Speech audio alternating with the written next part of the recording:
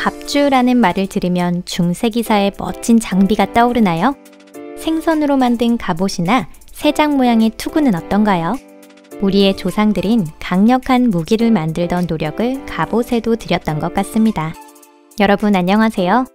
이번 토픽에서는 인류 역사상 가장 독특한 갑옷만을 모아보았습니다. 믿을 수 없을 정도로 신기한 것들 투성이에요. 흥미가 가시나요? 그럼 시작해 보겠습니다.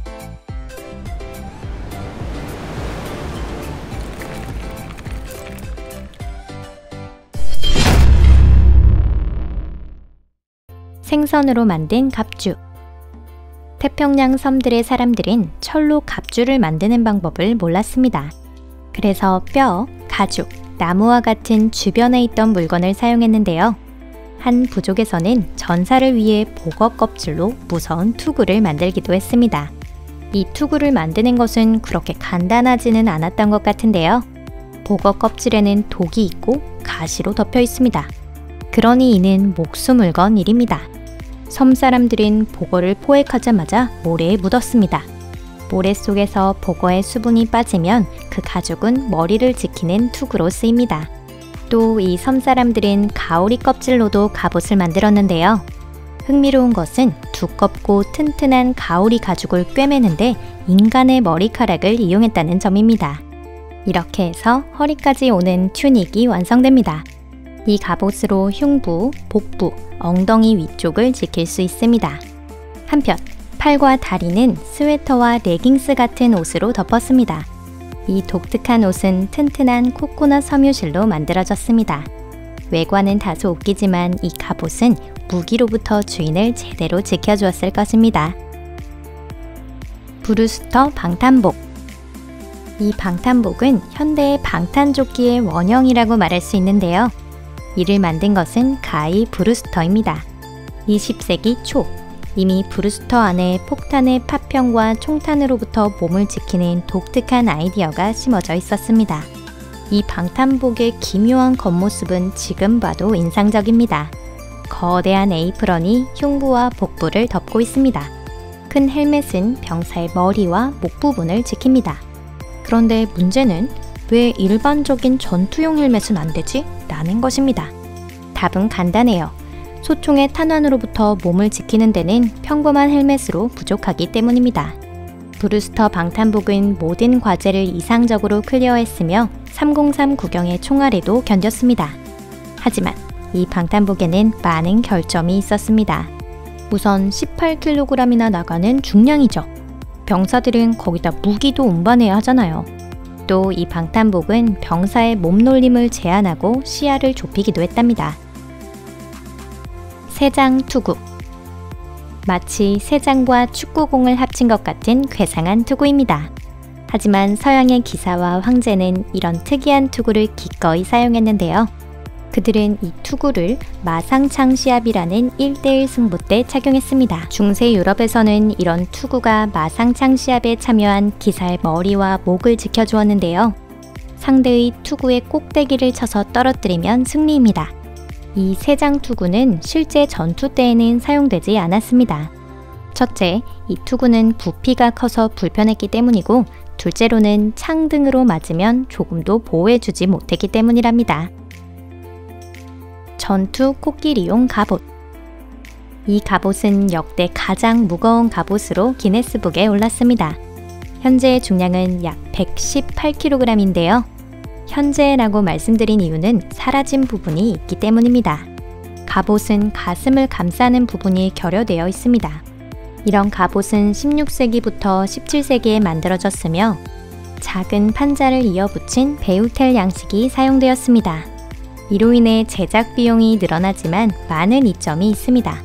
착용자가 자유롭게 움직일 수 있고 방호성도 높아집니다. 베우텔 양식의 갑옷은 중동 문화의 영향이 강했던 지역, 즉 터키에서 인도 중부까지 사용되었고 폴란드와 라트비아에서도 사용되었습니다. 이 갑옷은 가장 중요한 부위인 아랫배 쪽을 보호했고요. 당시 코끼리는 갑옷뿐 아니라 무기까지 휴대하고 있었습니다. 코끼리 어금니의 일부를 깎아 그 장소에 칼을 넣어 놓은 것입니다. 코끼리들은 그 칼을 사방으로 휘두르며 앞길을 가로막는 것을 파괴했답니다.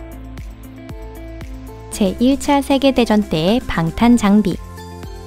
제1차 세계대전의 병사는 좀처럼 볼 수 없는 장비를 갖추고 있었습니다.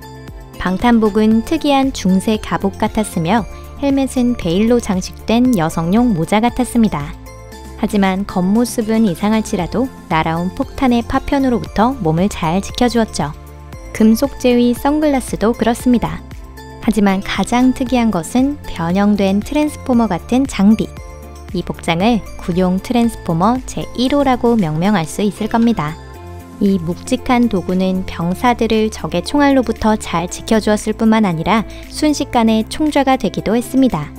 이 도구는 가장 일반적인 방탄복으로 사용됐을 뿐만 아니라 방패로서도 사용되었어요. 전장에서 이렇게 듬직한 친구가 또 있을까요? 단 하나의 결점은 바로 중량이었습니다. 적을 격퇴하기도 전에 애초부터 이런 갑옷을 입고 걸을 수나 있었을지 의문입니다.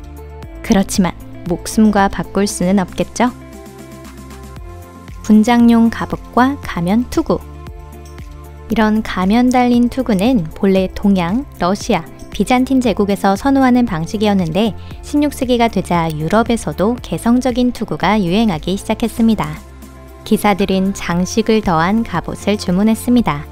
동시에 분장을 위한 갑옷이 유행하기 시작했고 이는 마치 다양한 코스프레 의상 같았습니다. 장인은 천의 질감을 내기 위해 최대한의 노력을 기울여 자수 모양을 넣기도 했는데요. 보병 전용 갑옷이 치마인 것이 다소 해학적으로 보이기도 합니다. 천이 복부와 다리 위쪽을 덮고 있습니다. 깔끔한 디자인의 뿔 달린 투구는 신성 로마 제국 막시밀리안 대공이 영국의 헨리 8세에게 보낸 것입니다. 그런데 사실 이 투구에는 세트로 된 갑옷이 있었는데요. 하지만 현재까지 남아있는 것은 투구뿐입니다. 특별한 갑옷을 만들어낸 것은 그 시대 제1의 갑옷 장인인 콘라트 조이 제노펠입니다. 이 명장이 만든 작품 중에 특히 눈에 띄는 것이 있는데요. 이 세심한 가공을 보세요.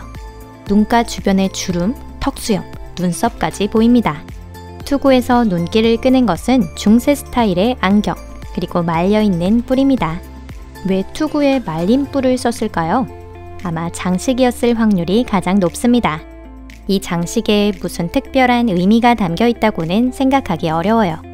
이 투구는 마상 시합과 퍼레이드를 위한 것이었습니다.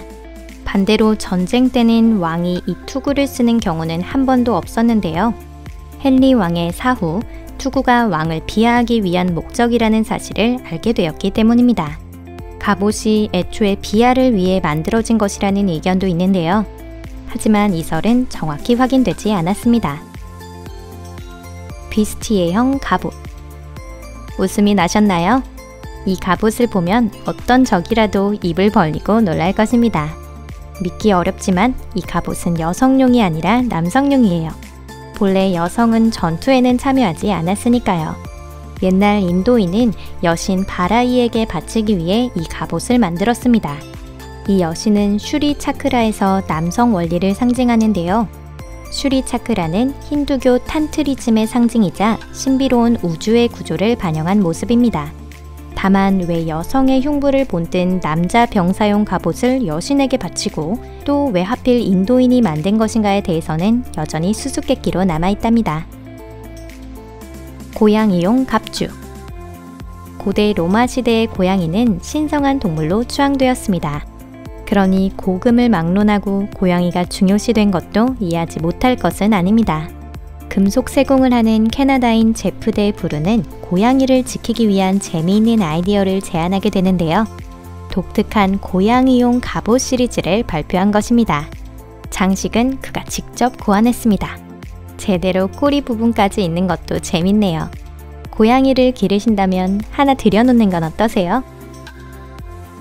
날개 달린 갑주. 유럽 중세의 기사와 아메리카 원주민을 조합한 것 같은 희귀한 양식입니다. 이런 종류의 갑옷은 누구나 가질 수 없었습니다. 그 옛날, 이른바 날개 달린 기병대는 폴란드 왕국 및 폴란드 리투아니아 공화국 기병대 정예부대의 전유물이었습니다. 이 갑옷은 군사를 장식하는 것뿐만 아니라 전쟁에서 승리하기 위해 제작되었는데요. 공격대 날개로 소리를 내서 적군의 말을 놀래킬 수 있었습니다. 하지만 비록 소리가 없어도 날개의 위용만으로도 전장에서 적을 떨게 할 수 있었을 것 같네요. 오늘 영상은 여기까지입니다. 이번에는 역사상 가장 독특한 갑옷을 소개했는데요. 어떠셨나요? 영상이 마음에 드셨다면 좋겠습니다. 여러분의 댓글은 항상 모두 읽고 있어요. 좋아요와 채널 구독도 한 번씩 눌러주세요. 그럼 다음 영상에서 뵙겠습니다. 안녕히 계세요.